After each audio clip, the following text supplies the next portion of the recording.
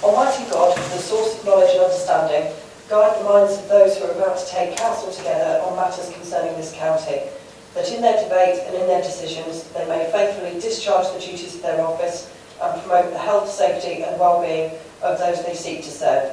Through Jesus Christ our Lord. Amen. Amen.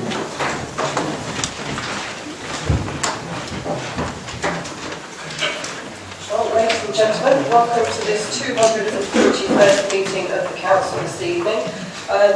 Just at the start of this meeting, I need to read out the following statement to anyone intending to record a meeting.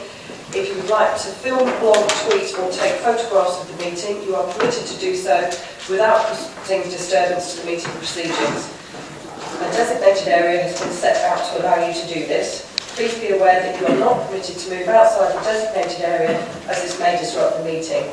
A protocol which governs this activity has been placed on the table for your information. Please also be aware that members of the public who are not part of the meeting have not consented to being recorded, therefore please do not include them in any recording activity. Thank you for your cooperation. So we'll begin please with apologies for absence. We have apologies from Councillor Aspin, Councillor Hollis and Councillor Richardson, who may be a bit late. Thank you. Members, at this point, I'm aware that Councillor Aspin has been taken into hospital, and I'm sure you'd all join me in sending our best wishes to him for a speedy recovery. Thank you. Chairman's announcements have been circulated. Item number 2, announcements from the leader, members of the Cabinet, or head of paid service. Thank you. Item number 3, declarations of interest. I'm going this evening. Councillor Walters. Thank you. Item 15, the Community Governance Review. I am a member of the Council that has requested that review. A clear conflict of interest often leave the meeting to debate it freely. Thank you very much indeed. Any other members? No. So item number 4, minutes of the previous meeting. To confirm the minutes of the 240th meeting of Rutland County Council District Council held on the 12th of January 2015. Can I have a proposal, please? And a seconder, please. Mr. King. I'll go to Mr. Plews first and then Mr. Gow. Mr. Plews. Chair, members, hope you don't mind me just giving you this point of personal explanation, if I may. I'll just read it out, members, and obviously I hope this just clarifies some of the comments I made last week, if I may, please. Members, I would like to clarify the comments I made during the debate about the members' allowance scheme. Firstly, I would like to make it very clear that in no way was I suggesting that our councillors are corrupt or that there is criminal activity taking place. We all understand that a majority group on a council has the ability to influence and control who the various roles, such as scrutiny chairs, are allocated to. That is politics. I was simply stating my views on the problems highlighted in the report of the independent panel. In terms of expenses, I was not making allegations that expenses fraud is being committed. The point I was making is that I personally believe that the costs we incur in fulfilling our role as members should be covered by our allowance and that additional expenses should not be claimed. I hope that clears up any confusion, members. Thank you very much. Thank you, Chair. Thank you, Councillor Plews. Councillor Gow. I've got a couple of notes, of which a couple of notes, the gist of which I would hope could be included into the minutes. The recordings on the meeting show that Councillor Ball correctly understood proceedings and explained them to all. An amendment had been made and accepted and should not be debated and should be debated and voted on first. No agreement was sought or given of the proposer that the amendment would be considered as an additional recommendation. When the minutes were published, the visual recording shows the apparent lack of understanding from officers of what is recognised procedure. The leader of the opposition group who proposed the amendment had relied on officers' advice on what had become confusing. The chair confirmed part of the amendment would be voted on, that being the allowance for the leader of the main opposition group. Once again, approval was not sought or given. The proposed amendment was not voted upon. Now, as I said, I would like the gist of that recorded in the minutes, please. Mr. Gale, we have discussed the matter, sorry, could I ask you to turn the microphone off now? We have discussed this extensively via email since the meeting in January, and as I've explained in our recent email exchange, the debate at the January Council was dynamic about an important and emotive matter to members. It was very clear to me from the debate that the desired outcome was for there to be no change to the basis of members' allowances and that the value of allowances should be frozen at current levels. When the vote to increase allowances in line with office pay awards was rejected, I'm firmly of the view that members intended this to mean there was no reduction in allowances either, i.e. allowances would remain at their current levels. I have, however, already confirmed that I agree that your amendment should have been voted on. I've been advised by the monitoring officer that this is purely an issue with the procedures concerning the rules of debate and that the decisions taken in respect of Decision 10/2015 are lawful. And I did also make the offer to you that you could submit a motion with notice to this meeting, and the monitoring officer did offer to assist with the wording of such a motion. No such motion has been received for you, and therefore the matter cannot be debated any further this evening. You've referred to the monitoring officer and the offer she made to what confuses me, or I just can't understand, is why the monitoring officer didn't put any wording in that email about a proposed motion. As I explained to the monitoring officer, to which she agreed,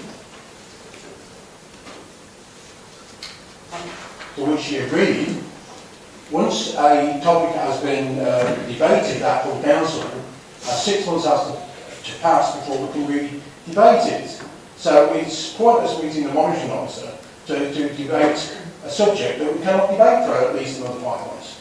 You are correct in what you say, but I had previously advised, and I know the monitoring officer also did, that it is down to my discretion on that particular occasion. I did put sort of quite clearly in the email that I would exercise that discretion and allow that to happen if the motion had been forthcoming. At this point, I think it's also important that we point out that we're now sort of discussing the minutes of the meeting that took place. The proposal that you made obviously wasn't voted upon and therefore is not reflected in the minutes because it was not voted on. So unfortunately no further debate on that can take place at this time, but obviously there are still opportunities for you to discuss that with the monitoring officer. Has anybody else got any comments they'd like to make on the minutes this evening? No. Councillor Cross, is it regarding the accuracy of the minutes? Well, it's to do with the point in question, and I understand the problem that we had, but we were all in the room. We could actually have brought it to everybody's attention that possibly things were not done according to certain rules. But the outcome, as you already said, was decided, and I do not believe that there is need now to take the matter further, other than to remind all of us that if we do not believe there has been correct debate, we should stand up at that particular time and so say. Thank you. Thank you, Councillor Cross. I've had a proposer and a seconder for the minutes, so may I please ask for all those in favour?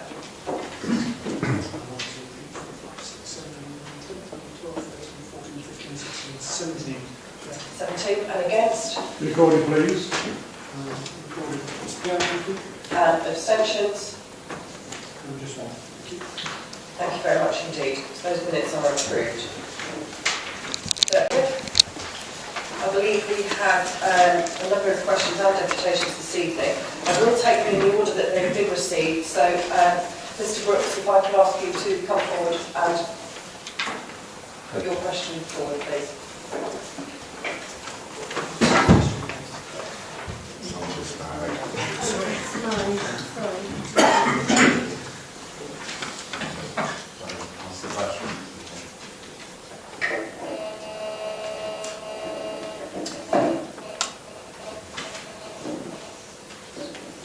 At the last full council meeting, Councillor Jean Clues said expenses were abused and members are being bought with taxpayers' money.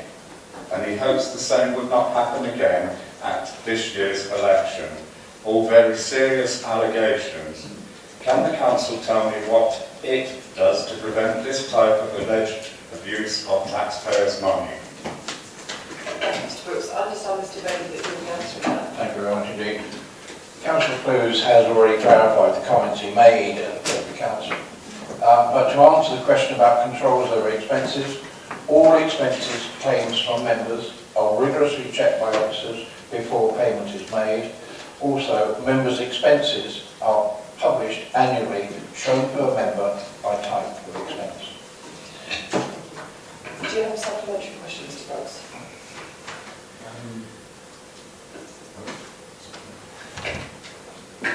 Are those expenses ever audited? Tested? They are audited, and I believe it is something that is regularly done by the internal audit, so it is done as a separate thing. Thank you. Thank you for your question. We will now have a question from Mrs Lucas and then come back to you, Mr Brooks. So, Ms Lucas, if you'd like to come forward and ask your question. Thank you.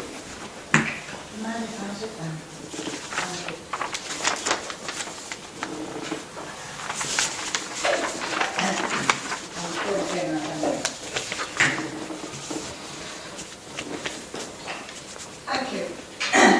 Oakham Council unanimously recommended a list of street names for the new development on the agricultural showground. The list is as follows: Lord Gainsborough's Road, Morley Avenue Crescent, Matthew Close Court, Watson Way, with a backup of Reynolds Way and Gibson Drive. I have to amend that because I found Gibson's News. There's 6 Gibsons in the phone box, in the phone book, and 2 on my watch, so I don't know who this Gibson is. Ms Lucas, No. I must just ask you to stick to I what was you've expecting this to come back. Yeah. But I just pointed out that we can't have a Gibson Drive because we've got Gibson News. Okay. None actually identify a person or persons who lived or are living in the county of Rutland except Lord Gainsborough. Why then have the officers blocked these suggestions referring to a policy passed by this council that no street name should be named after living people? Thank you. Thank you, Ms Lucas. I understand Councillor Bailey. Oh no, Councillor Pocock, I do apologise. I understand you'll be answering that. Chairman, in 2011, Rutland County Council approved a street naming and numbering policy that sets up policy guidelines that officers must follow when a street name or property numbering request is received. The policy was written based on best practice at the time. One of the best practice solutions that was included in the policy was the provision not to name a street after any living person. This is still considered to be best practice to this day, and there have been examples, many of them in the media, to show why this is the case. Jessica Ennis is one that I'll just mention right now. During the original discussion between Mrs Lucas and officers, she explained the justification for Oakham Town Council's recommending the names. A specific reference was made to a number of living people, which, based on the draft policy, was why these suggestions were refused. Do you have a supplementary question? Yes, sorry,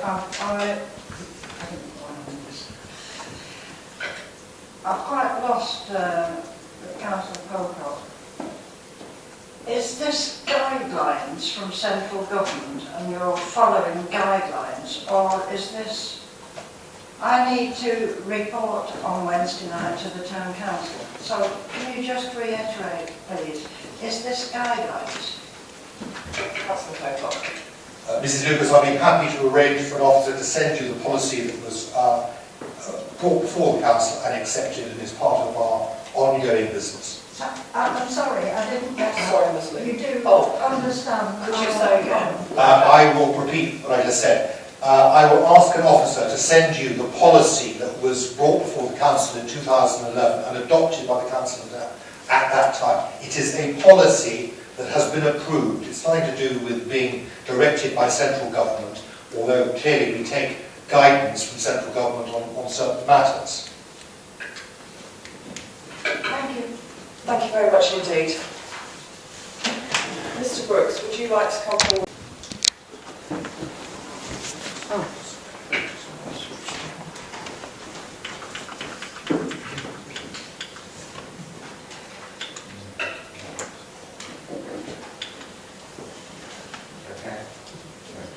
Is the council or any other organisation currently investigating Councillor Jean Blue's allegations of criminal activity amongst its members? Thank you. Councillor Bailey. Thank you very much for your question, and I understand why you're asking it. I think the comments made by Councillor Blues earlier in the meeting, I think, answered the question that you just asked. Do you have a supplementary question, Mr Brooks? I would like to say, just basically, it's in the public domain what Councillor Clues has said. Sorry, And I'm getting to the question. So I ask, why is the council not investigating those allegations? Quite serious allegations. And as Mr. Plume said, he explained what he said wasn't what he meant, and that has happened before, that we will therefore, he explained again quite clearly this evening, and withdrew those allegations and did not intend to make those allegations, and therefore there is nothing to be investigated. Thank you.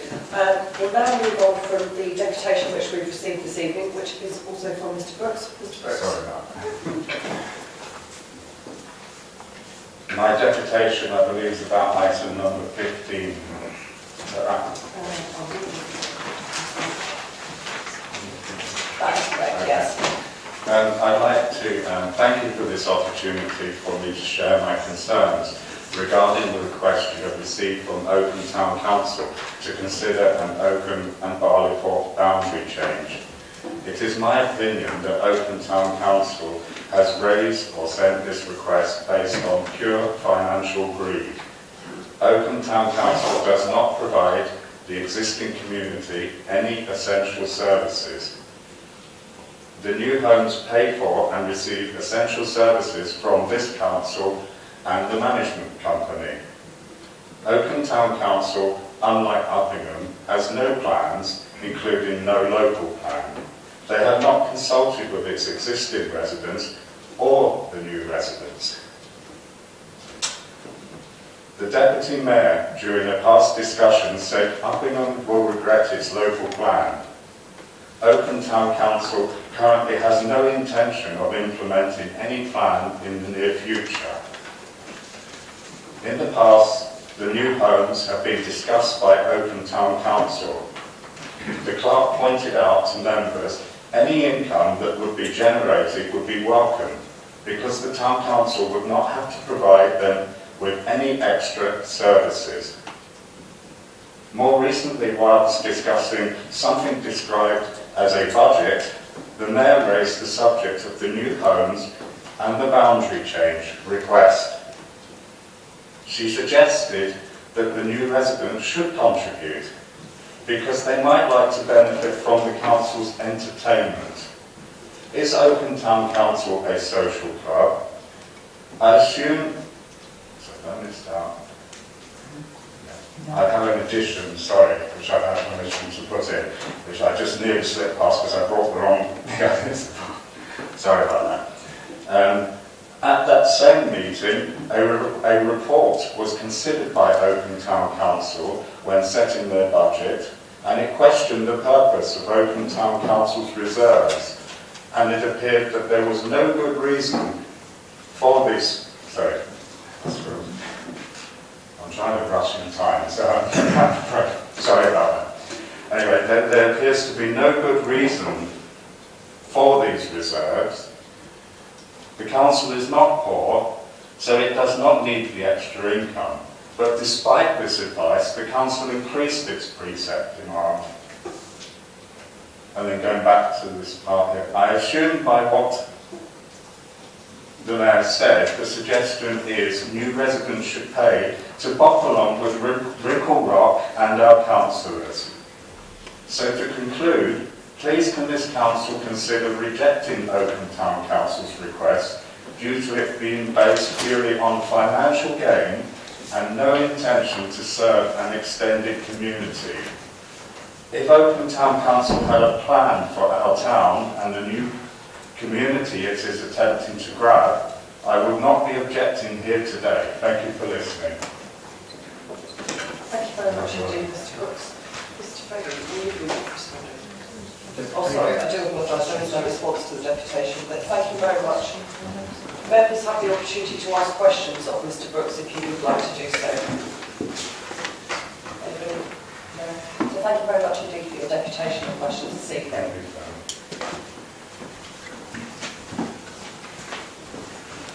So we'll now move to item number 6, which is questions from members of Mr. Oxley. Would you like to ask your question?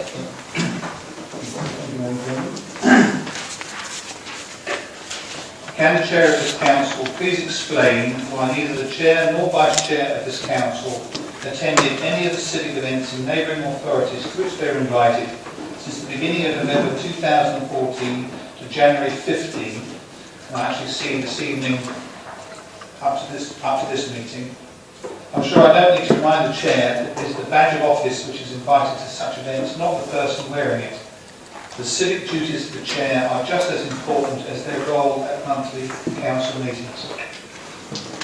Thank you for your question, Mr. Oxley. I shall obviously answer that this evening.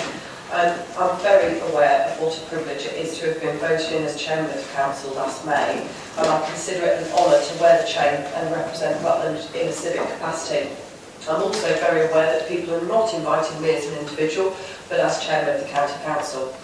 As an authority, we receive a number of invitations to civic events, and I'm not sure if those members who've not previously been chairman or vice chairman are aware that there is often a cost involved in attending these events. This ranges hugely from perhaps £5 per ticket to £35 per ticket, and there is of course the additional cost of travelling to the event. Whilst I do consider every invitation individually, where there is a cost to attend an event outside the county, our apologies are normally sent. For events taking place in Rutland, where there is a cost involved, I consider the events on a case-by-case basis, and I would usually ask the Vice Chair to attend if it is an event which I consider should be attended if I am unable to. If there is no cost attached, I do try to attend, and again would ask the Vice Chairman if I'm unable to attend. Some invitations are received at very short notice, which makes it difficult to attend, and some also clash with our own meetings. Just for clarification, there were no invitations received to events in Rutland in November, December or January. In these financial times, I personally do not feel comfortable spending public money attending civic events outside of the county, and I hope that members do support me in that viewpoint. Do you have a supplementary question, Mr. Oxley? Yes, I do. Yes, I do. A past chairman, actually, Councillor Ryan, attended every single event that he was invited to. Now, I'd also like to know what the chair has done to promote Rutland to the wider community in the last few months. I recently saw a television programme featuring Rutland on which the leader of the council accepted the horseshoe from Michael Portillo, and I believe it should have been accepted by the chairman of the council. I think it's fair to say that as a council we enjoy very good working relationships with our neighbouring authorities, and the leader and cabinet members personally work regularly with other leaders in the local area. Whilst it is always very good to keep in touch with the neighbours, I've not been approached on council issues at civic events that I have attended. I do try, obviously, to attend what I can, and obviously I appreciate that isn't every event, but I do try and attend the important events where I can. And I'm not saying that any event is not important, that respect. But obviously, things like Remembrance Sunday, it goes without saying that the chairman of the county council should be at that particular event. So thank you very much indeed for your questions, and thank you. Yeah. So if we could move to question number 2, please, from Councillor Waller. Thank you, Chairman. Can the leader provide the council with the attendance record of each council member of the following council committees and panels for the current municipal year to date, a record of attendances not a member of the committee or panel? And I've listed full council, each of the scrutiny panels, audit and risk committee, development control and licensing, both safeguarding boards, health and wellbeing board, police and crime panel, Rutland Water Partnership, combined fire authority, and any others that we appoint to that I forgot. Thank you. Councillor Beattie. To save time, I did email to everybody on Friday both the detail of those attending the committees that appear on our structure chart. I also appended an explanation to Councillor Waller about the other ones. I will read it out if people haven't had the opportunity, but if not, I would ask for a supplementary. Councillor Waller. Thank you. Can I thank Councillor Beattie for both the explanation and the data that was provided to us, but can I ask that both those be amended to the minutes or otherwise published on our website, as in past years when I've asked for the information it hasn't been made public? Thank you. I will do that, and the other point I made at the bottom of my email was to say that the whole issue of all the different bodies that we attend on a regular basis was a very big job. Thank you very much indeed. Councillor Waller, I believe you have the next question, please. Thank you very much, Chairman. Can the leader provide information on complaints and compliments received by this council in the last year, broken down by directorate and nature of complaint/compliment? What learning and therefore change has there been following an analysis of compliments and complaints? Thank you. Thank you very much indeed. As I've explained before to members, up until January this year, data on complaints was not held centrally, so it was not possible to report in the way that has been requested. Cabinet approved a revised compliments, comments and complaints procedure in October, and this was implemented from the 1st of January. Performance will be included in the quarterly reports that are presented to Cabinet and Scrutiny, and an annual report will be presented to the Resources Scrutiny Panel. Councillor Waller. Thank you. As we've not yet received Q3 monitoring reports, can I ask at what point this data, this information will be included in our monitoring, please? There is comment briefly in Q3s, the more detailed one, because this started on January the 1st, the more detailed one will be with you in Q4. Thank you. And then Councillor Waller, your final question. Thank you very much. Questions? It's okay for me to go through the whole lot of them. These questions all relate to the Care Act implementation, and specifically the new responsibilities Rutland County Council will have for social care support for prisoners in Scotland Prison from April 2015.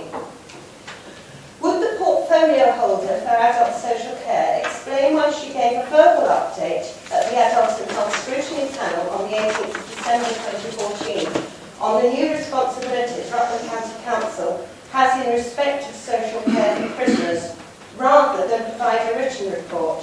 The Leicestershire, Leicester and Rutland Social Care in Prisons Options Appraisal, which would have been the written report, recently considered by Cabinet, was dated October 2014 and updated November 2014. Does she not feel that, A, the scrutiny panel would have both understood and commented on the issues more thoughtfully had they seen the options appraisal, and B, the scrutiny panel should have had the opportunity to scrutinise the options appraisal? Question 2. In the options appraisal aforementioned, can the portfolio holder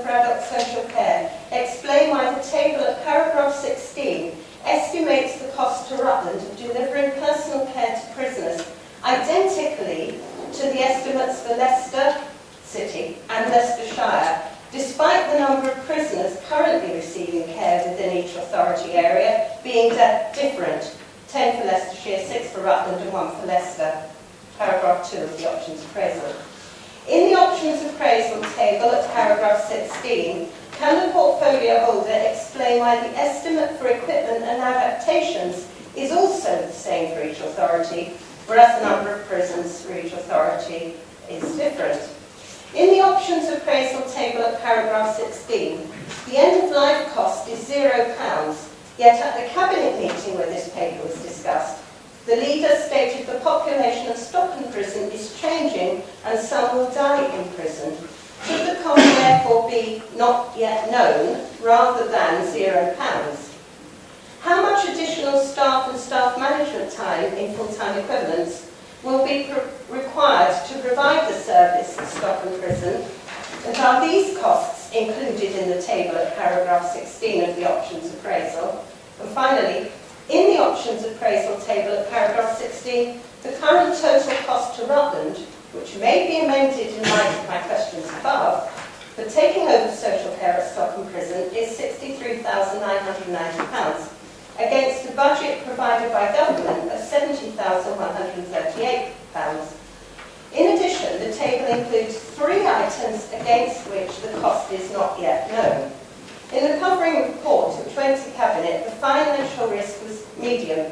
Should it not have been high because of the number of unknowns we have in taking responsibility for this service? Thank you. Thank you, Ms Waller.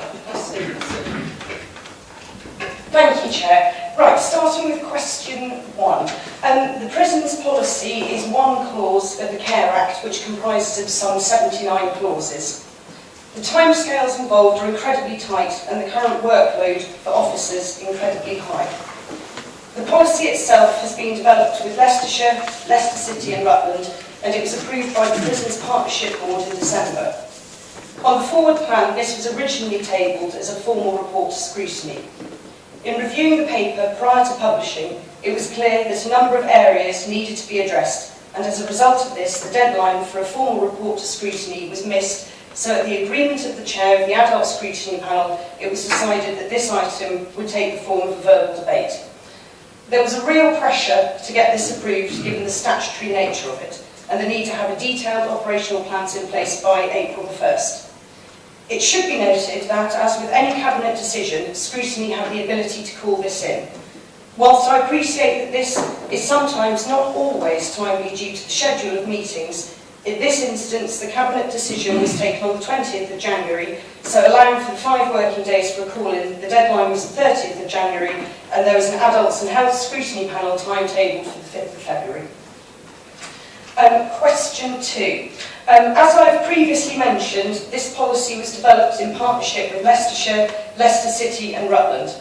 All 3 organisations made the recommendation based on the need for 2 full-time support worker posts to cover A, situations where 2 support workers would be required at any one time, and B, to ensure the cover during holiday periods. This was thought to be the minimum required in this respect, and that is why all agreed this irrespective of the difference in numbers requiring care. It's important to note that the support worker role also includes other important duties in relation to advice and information and the prevention wellbeing agenda, so the hours available will be utilised. Question 3. The contribution of £1,666 per authority reflected in an existing agreement in contribution amounts already agreed as part of the protocol in place between the 3 authorities as part of the Integrated Community Equipment Service, as described in point 13 of the report. A baseline spend across the region for prisons was already set at £5,000 but wasn't being used. Whilst numbers were different, the authorities agreed to recommend that this remain the same. Question number 4. Leicestershire County Council will be leading on the development of an end-of-life protocol on behalf of the LLR, and the support workers, as noted in my answer to question 2, will be available to meet any need for personal care during this time for people.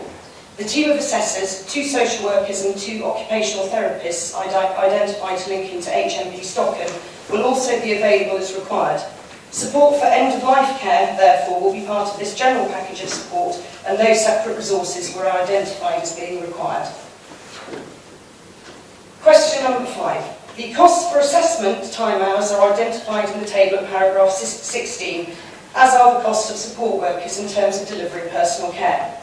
Management oversight from within Rutland County Council will be absorbed into normal operations or ways of working, and prison management cost provider management costs were not flagged up as required by them during the development of the options appraisal and the first year of operation. The Prisons Partnership Board officially approved the options appraisal and recommendations in December 2014. Question number 6. Yes, the overall cost total is £63,999. Originally, Rutland was to receive approximately £68,000 from central government, and this has been increased to £70,138. The risk has been identified as medium because the risks that have been identified will be proactively managed, as outlined in paragraph 6 of the recovery report. A formal review of this plan is scheduled for October 2015, with a verbal update to the Adults and Health Scrutiny Panel. In light of Councillor Waller's first question, this should perhaps take the form of a written report. Thank you, Chair. Thank you very much indeed. So we'll move on to item number 7, referral of committee decisions to the Council. None received, Chair. Thank you. Item number 8, calling of decisions from Cabinet meetings during the period from 13th of January 2015 to 6th of February 2015. None received, Madam Chair. Thank you. So we'll move to item number 9, which is the report from the Cabinet on page 4. We start with recommendation 2.1, Wild Community Infrastructure Levy Charging Schedule. I believe Councillor King will be introducing this item. Thank you, Chair. Members will be aware that the Community Infrastructure Levy, we suspended its process because central government decided it wanted to consult, approximately starting last April 2014, wanted to consult about a key factor, which was whether or not it should apply to all developments or whether developments below a certain size should be excluded from development. We were assured originally that there would be an announcement fairly soon on. That didn't happen, and finally an announcement was made at the end of November 2014. And that announcement did in fact exclude certain developments from contributing towards SILT, the infrastructure levy. Now that announcement has been made, there is a very clear steer from government as to how we should move forward and which developments are excluded. The report lays out very clearly what those shall be. And we're now in a position whereby we can now go to the next stage in terms of SILT. So therefore, the recommendations tonight are based upon the report that was taken by Cabinet on the 6th of January. Pretty detailed report. It's not too far away from reports you've seen before. The most significant changes are the changes in relation to its effectiveness around developments of certain sizes. And there is a differential between the two market towns and the villages. And that's where government has taken on board some of the lobbying that took place about the impact that their initial plan would have on rural locations.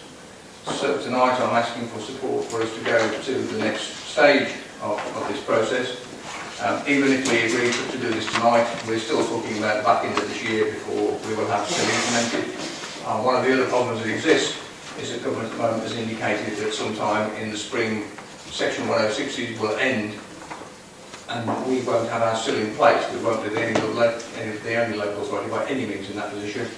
And I have arranged for our officers to write in my name to a number of other authorities in the same position, asking government if they would consider moving the end date for Section 106 back to give local authorities an opportunity now to bring SIL in place.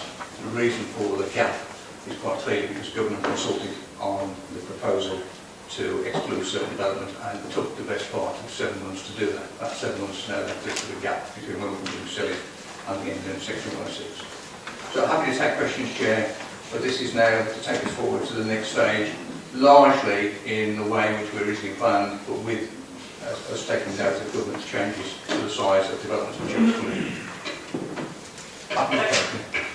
Sorry, is that happy to provide it? Thank you very much indeed, Councillor King. Do I have a second, please, today? Councillor Brady, thank you very much indeed. Members, over to you. Would anybody like to say anything? No? On that basis, given that sort of nobody does want to make any comments, would anybody like me to take the recommendations separately, or are we happy for those to be done en masse? En masse. Okay, lovely. So if I could ask for all those in favour, please. 1, 2, 3, 4, 5, 6, 7, 8, 9, 10, 11, 12, 13, 14, 15, 16, 17, 18. And against? 0. And abstentions? Recording, please. 3 and 2 recording. Thank you. Thank you very much indeed. We'll move to recommendation 2.2, the Treasury Management Strategy 2015-16. Councillor King. Thank you, Chair. We have the report in the original Cabinet document from January the 6th. It's page 188 from that report. The Treasury Management Strategy report, again, is one with not a lot of changes from the previous reports we brought to you. Everything is pretty well as I reported to Cabinet steady as you go, with no major alterations being suggested, and therefore I would recommend that the 4 recommendations that we have within there are accepted by Council. Thank you. First, Chair. Thank you very much indeed, Councillor King. Do I have a seconder for that proposal, please? Anybody? Yes. Councillor Gale, thank you very much indeed. Members, over to you. Any comments? No. On that basis, I will put those to vote together. So if I could ask please all those in favour. 1, 2, 3, 4, 5, 6, 7, 8, 9, 10, 11, 12, 13, 14, 15, 16, 17, 18, 19, 20. And against? 0. And abstentions? Thank you very much indeed.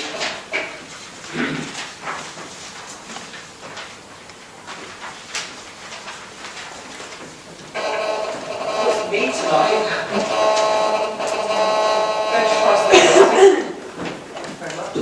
Thank you very much indeed.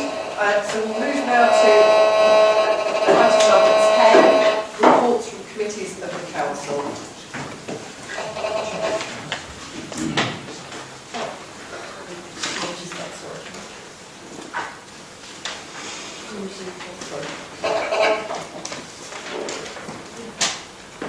Apologies, members. Oh no, it's gone now, that's fine, lovely. We'll start moving the microphones around. Reports from committees of the council was none received. So if we move to item number 11, reports from the Scrutiny Commission and Scrutiny Panels. I've been notified of the report by the People and Children's Scrutiny Panel from Ms Waller. Thank you. Thank you very much, Chairman. This is a report of the meetings of the 22nd of January and the 15th of January, or the other way around. There were 2 issues raised by scrutiny in respect of the budget which the panel wished Cabinet to consider and all members to be aware of. Both were in relation to learning and skills. Members discussed whether, given the decline in recent school Ofsted grades and the fall Rutland has had in the education league tables, whether sufficient was being allocated to school improvement. Members noted schools were being given a substantial budget increase this coming year by government, and they also had responsibility to drive their own improvement. Despite this, members felt, following advice from officers, a further £50,000 should be allocated to this area of work, and that this money should come either from reserves or from freezing the vacant business manager post. Members recognised the key role governors make in leadership of schools and the criticism of leadership in general and of governance in particular in a number of recent Ofsted reports. Members queried, therefore, whether sufficient was being allocated for governor training. It's within the same general budget area. Key Stage 2 results. Members were appalled at Rutland's current league ranking, set second bottom nationally for Key Stage 2, that's the tests at the end of primary school, and noted some of our worst performing schools were community schools for which we had direct responsibility. Members noted that only 6 schools of 17 ranked above the national benchmark and 4 schools failed to achieve the required 2 levels of progress in any subject area. Members felt that the pace of change was too slow and that young people's lives were being wasted as too many, 29.1% in 2014, were not achieving the baseline of level 4 at Key Stage 2. Members also noted that whilst the gap between the disadvantaged and others had narrowed, It was still too wide and worse than other places. Members of this panel have been raising concerns about the school standards for the last 4 years and were unhappy the situation has continued to deteriorate and wondered if the administration had placed sufficient focus on this area of work. The following motion was proposed, seconded and agreed unanimously and passed to Cabinet. This scrutiny panel recommend that advice and support is given to Rutland primary and secondary schools to encourage better inter-school communication in order to achieve a more standardised, better level of academic achievement prior to Year 7. Members considered the Ofsted report on CBEC and received a presentation from Ms Vicky Crochet and Mr Carl Smith. Thank you. Thank you, Ms Waller. Would any members like to ask any questions of Ms Waller regarding that report this evening? Ms Stevenson. Sorry, can I declare an interest? I work at Livefield Academy. Thank you very much. Yeah. Yeah, I was just... Yeah, super. Thank you very much indeed.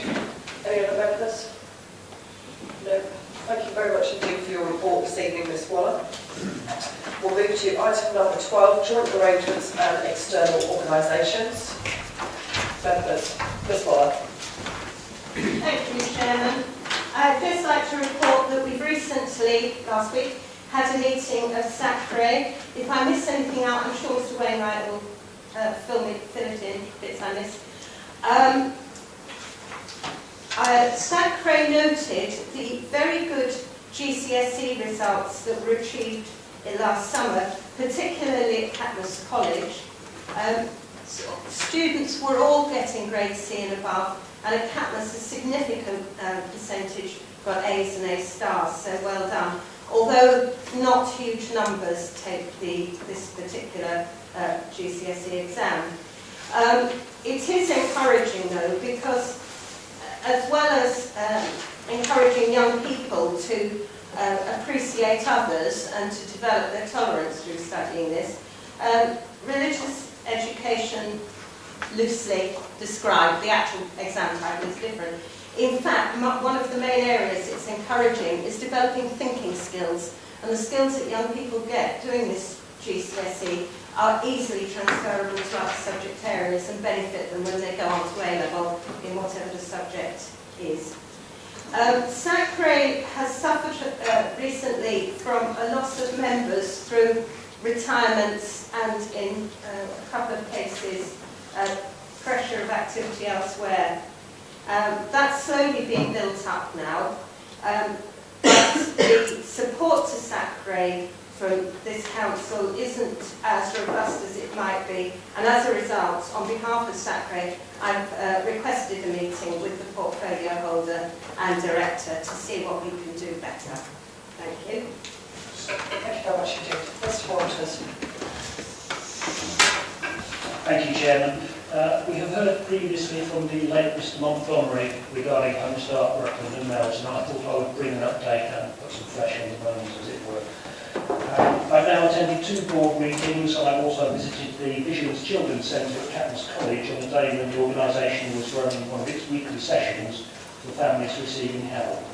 I thought it might put things in perspective that in the last 12 months, Homestart has helped 41 families in Rutland, including 51 children under 5 at a time of stress or crisis.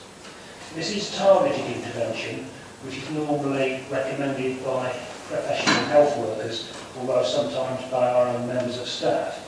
But it should be noted that although it's targeted, it doesn't follow any particular demographics, so it could quite easily be a pretty well family in a village in a lovely house. It makes no difference if you're suffering from rural isolation and perhaps depression, left alone with a child. So it is quite important work. I do have at another location the cost of that contract. If anyone wants to know the cost of that contract, please ask me, I'll let you have it. What I would say is less than the cost of one more social worker. It's considerably less than the cost of one more agency social worker, but perhaps more importantly, infinitely less than the human cost if one of those children was not helped and fell through the cracks and joined our system and needed care through this council. Thank you, Mr Walters. Other members, Mr Baines. Thank you very much, Madam Chairman. Last Thursday, I attended the meeting of the Rural Community Council. I think the relevant bit for this council, if members are not already aware, that the lottery bid for Rutland Community Spirit to finance it for the next 3 years was successful. It will not continue in that name, but I'm pleased to say the spirit of it will continue, and it will be delivered in association with Spire Homes. So I feel that is very good news from a Rutland point of view, and gives us a chance to build on those foundations. Thank you, Madam Chairman. Thank you, Councillor Baines. Any other members? Councillor King, and then Councillor Baines. Thank you, Chair. Local Enterprise Partnership, you may have read in the press and I've seen on the websites that the government has awarded about 38 million to the Local Enterprise Partnership, which we're a part of. Importantly, although it is picked out certain key projects that the Local Enterprise Partnership put forward, it has included 16 million in there for the Ground Places Fund. The Ground Places Fund is extremely important because that's the fund that we are more likely to have access for our smaller scale schemes and things like the EE bypass, which is one of the main ones which is being funded out of the 38 million. So that's extremely good news. There is still some money left in the Ground Places Fund from the last allocation, and this new allocation is one that this authority needs to make sure that we are certainly putting forward some form of economic development bid to get our share of that money that has come forward from central government. That now means the net out in total is about £100 million put into it by central government since the LEP was created for economic development, much of which is still left to be spent. Thank you, Councillor King. Councillor Wall. Yes, thank you, Madam Chairman. Yes, members, it's probably time just to report again on the Fire Authority. The members that were able to attend will remember the report given by the Chief Fire Officer on the funding issues. And of course he also made reference in that presentation to the consultation period, which ended, for 3 months actually, which ended on the 31st of December. So on Wednesday of this week, we're going to hear the combined Fire Authority, the CFA. We will hear the findings of that consultation, and there will be some figures presented for our consideration. That such is the extent. I'm expecting there to be another meeting fairly promptly on the financial issues. And obviously I will report to members in a timely manner as and when there is something of a substantial nature to report on. There is good news going forward on cost savings. The CFA obviously direct the authority of the officers to find opportunities of shared cost. And to that extent I can say that the Leicestershire Fire Authority, we have a very modern fire control centre. Northamptonshire does not. But there is an issue going forward with that, but we're hoping to bring a combined sort of working together. But the positive one is Nottingham, where they are going to close their fire control centre and share the Leicestershire. And that will lead to quite a few hundreds of thousands of pounds of savings going forward. Unfortunately, it's not enough to bridge the gap, but it's going a long way, or some way towards that. And I know Councillor Begg has referred to the Fire Authority working with the ambulance service, and again we have some success to report on. There's going to be a new fire station built at Castle Donington, following the closure of Moira, which was a very old, not in the best position fire station. And from January of next year, the ambulance service are going to have a base, a working base within that fire station. And I think that's the way things should go for the future. So there's more information to come forward on that, on savings, which I will report as and when they arise. But that's, if you like, the position as of this evening. Thank you. Thank you very much. The Police and Crime Panel scrutinised the proposals for the budget of the Police and Crime Commissioner. We spent nearly 2 hours grilling him and his officers on that, but in the end agreed unanimously for a 1.99% increase. Interestingly, last year, when that proposal was put forward, it was nearly defeated and it was nearly sent back to be done again. But having looked at the current figures, etc., actually delved into them, we found that we couldn't really argue with the proposal. In terms of health, I've mentioned to you that I'm presenting this Friday a report on health inequalities in the East Midlands. Some of them are pretty obvious. I think the one that's least obvious is that we are not getting the retention of nurses, GPs, etc. to fill vacancies. 42% of all GP vacancies in the East Midlands are currently not filled. Spoke about this with our GPs at the recent Health and Wellbeing Board, and those same problems apply with Rutland as well. Sometimes we were thinking that people wouldn't necessarily want to be in the depths of Lincolnshire, etc., or some other such places. It is something we've got to address. It is something that actually will be cheap and actually can be very effective and very quick.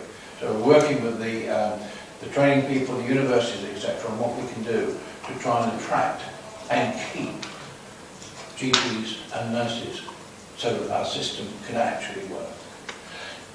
That takes me to the Better Care Together fund. That is working much better now, the work that's there, and the important part of that, which is adult social care and how that integrates and how that work stream is now being led by the Chief Exec for Leicestershire, Leicester and Rutland, and we will have a very strong voice in what is happening there, and people are very interested in the work that we're doing with regards to the whole area of our Better Care Fund, and our performance at the moment with regards to bed blocking, as it's referred to in the media, has been particularly good, especially in Peterborough. And then, lastly, Mr. Ball and I attended the Safeguarding Marathon, which started at 10 in the morning and finished at about 5 o'clock. The good progress there, and I think the really good progress, is the work that is being done on child sexual exploitation, and the work that's being done there, and the team they've got together there, and the input that is going in there, I think bodes well for us not facing some of the problems that other areas have got. Thank you very much indeed. Any other questions? No, so we'll move to item number 13, notice of motions. Chair. Thank you very much indeed. So to item number 14, which is the constitution updates. That's on page 9 of your agenda this evening. So I understand that's going to be Councillor Becky introducing. Thank you. Thank you very much indeed. Congratulations on all those that read this over the weekend and therefore inundated with comments regarding what was currently published in there. If I can say that you have on the table in front of you a piece of paper which, if you turn to page 10, is the whole area of members' planning code, and it is spelled very strongly. It's actually not page 10, it's actually page 13, which is the detail, page 13, top of the page, under the last two sentences at the top of the page is a paragraph which caused a great deal of consternation amongst members about who could and who could not speak on issues at DC. Since then, we've looked at that. That paragraph now disappears completely, and I hope that members will agree that what we're now proposing bears a lot more relationship to good practice as well as taking us forward. I'll quickly read it because I think it is important. A member of Development Control and Licensing Committee may present the views and opinions of other parties, including the views of constituents, parish council meeting, or their local community, provided that they make it clear that they are providing the views of others and that they remain with an open mind and remain open to persuasion in light of all the information presented at the meeting. A councillor should not be regarded as having a closed mind simply because they previously did or said something that directly or indirectly indicated what view they may take in relation to any particular matter. However, a councillor must be mindful that they will be judged against the objective test of whether the reasonable onlooker, with knowledge of the relevant facts, would consider that the councillor was biased and clarify their position accordingly. If a councillor is predetermined, i.e. they have made up their mind, they should withdraw from their role as a member of the committee responsible for the decision, but then may exercise their right to speak as a ward member and then withdraw to the public gallery. A ward member for an application who is not a member of the committee will be called by the chairman, make their comments, and then move from the seating area for members of the committee. I hope, looking around at DC members, it's clear, we know where we stand, and I think it's practical. And the second element of this relates to the quorum. When we're making decisions, a quorum of 3, I do not believe gives people confidence that it has been properly actually discussed and debated. And so the recommendation is that we increase that from 3 to 5. So the recommendations are that Council adopts the guidance for the revised model planning code as shown in Appendix A, as amended, and the Council approves an increase to the quorum and development control and licensing committee from 3 members to 5 members. I propose and look for a second. Thank you very much indeed, Mr. Warner. Members, Mr. Baines and then Mr. Oxley. Thank you very much indeed, Madam Chairman. I hope members will approve both of these recommendations. I'll deal with the second one first. There was a very recent meeting, one or two members will be aware, when we could have decided something on 3 votes, and it would, as Mr. Baines said, been completely inappropriate. So I hope there will be no objection to that. Well, I think it's a very sensible thing. And similarly, the amended reference makes it absolutely clear, I think, what good current practice is anyway, but it does make it clear to members. To be absolutely pedantic, Madam Chairman, I would prefer that a member, singular, have a singular pronoun rather than a plural one throughout the report. It can be done very easily. In the interests of equality, the word S brackets HE should be replaced every time it says they. It is ungrammatical as it stands. I know it's pedantic, but I think as we are amending it, we should amend it properly. But the spirit of the thing, I think, is absolutely fine. Thank you, Madam Chair. Thank you, Councillor Baines. Councillor Oxley. Yes, thank you, Madam Chair. Following on from what the Chair of DC has to say, I'm very pleased to see this amendment, and it states very clearly, and it will help, I'm sure, members of the public understand more easily the role that councillors have to play when they are asked to make decisions in a quasi-judicial role that is development control. So I welcome these amendments. Thank you, Councillor Oxley. Other members? No. On that basis, we have had a proposal and a seconder. Are you happy to incorporate Councillor Baines' comments in? No, sir. Yeah, lovely, that's super. I'm surprised it came from him rather than his daughter. Okay. So, on that basis, can I ask all those in favour, please?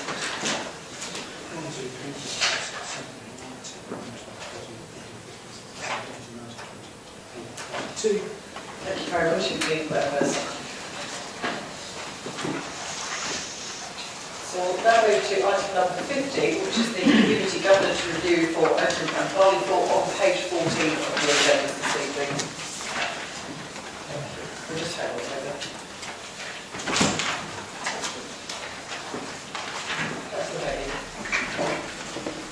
Thank you very much. I think probably one of the easiest ways of tackling this is to read out the recommendations and then explain them. recommendation 1 is that a community governance review is undertaken in order to consider A, the boundary between the parish area of Barleythorpe and the parish town ward area of Oakham North West, B, the appropriate level of governance for the residents in those areas, and C, any other consequential matters that might arise. Key thing there, it comes into two. The submission is made to the Local Government Boundary Commission for England requesting an electoral review is carried out for Rutland, subject to it being completed in time for the May 2019 local elections. Members may recall that the electoral board came to us and suggested that we might like to look at this more recently. It was marginal on a couple of wards. I think with the development taking place in those particular estates, I think the timing is very right to have that done by 2019 at the latest. That a community governance review will only be undertaken if the Local Government Boundary Commission for England does not incorporate the county in its next round of electoral reviews, and if the resulting review is not able to be completed before May 2019. So we'll go to them, ask them for a review, they will come back to us and say if they're going to do it. If it's not going to be done by the next election, then we go to that the Constitution Review Working Group be delegated responsibility for the monitoring and development of this matter until any further recommendations are presented to full council.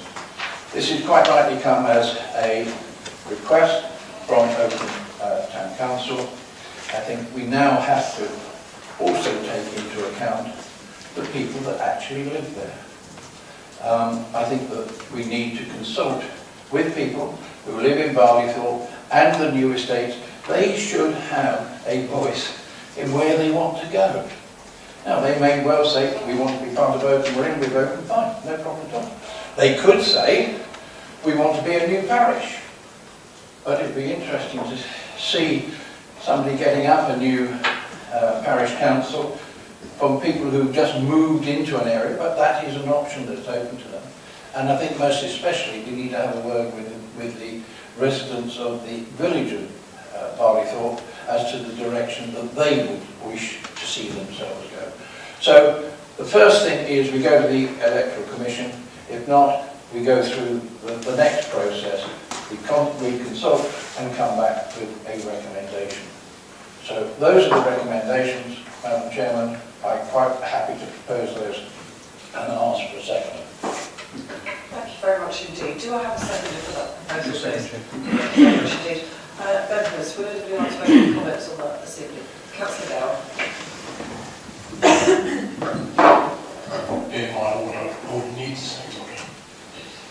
Quite clearly, this particular ward has received something like 1,300 planning permissions, houses, within the last few years. So the community is going to grow considerably.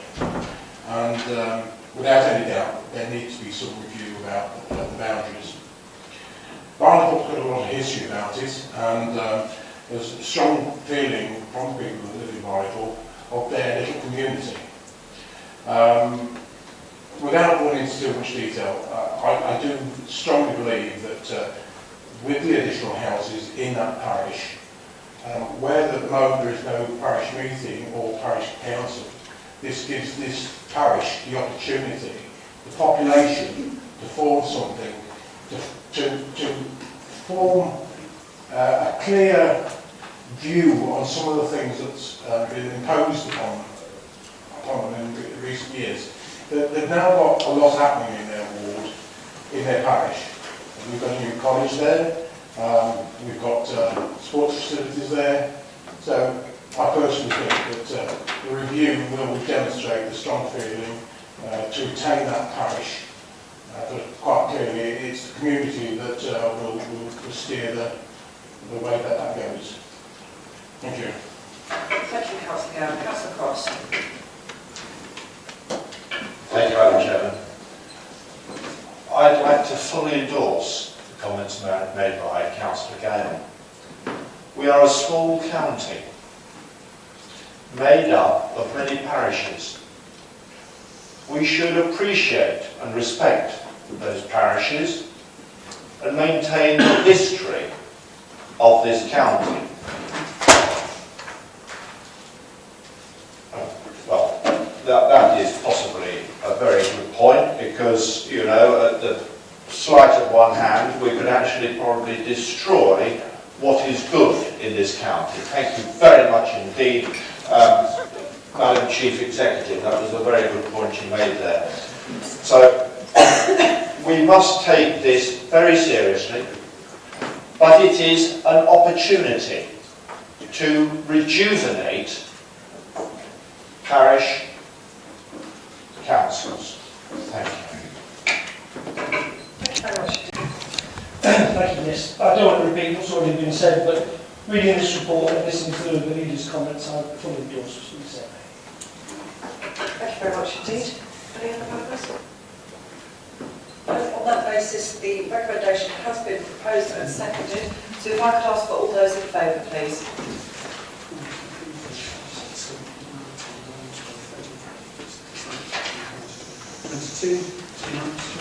And that decision was unanimous this evening. So item 16, I've not been notified of any other urgent business, so I shall close the meeting this evening at 8:12 p.m. Thank you very much for coming.